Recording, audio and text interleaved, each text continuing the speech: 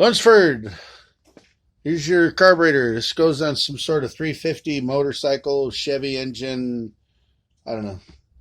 Around here they used to call them the Boss Hoss, but I don't know if that's the correct name for them. But it's a 350 motor on a motorcycle, trike thingy. I don't know. Here we go. Sucker runs good now. That thing had an air leak in there. It was bad. This here I got plugged off. Over here, just got it run back around to itself. So it's not creating a loop. Over here is blocked off. All the vacuum lines are blocked off, and including the two internal ones. So here we go. Let's see. The dyno is off.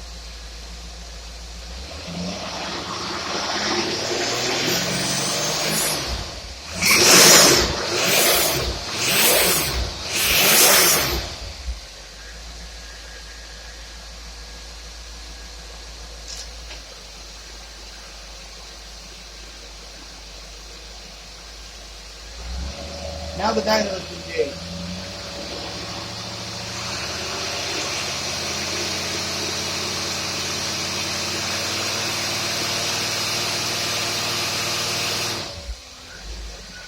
That's way more strain than that motorcycle should ever put out with that. The 350 should ever have to deal with that motorcycle.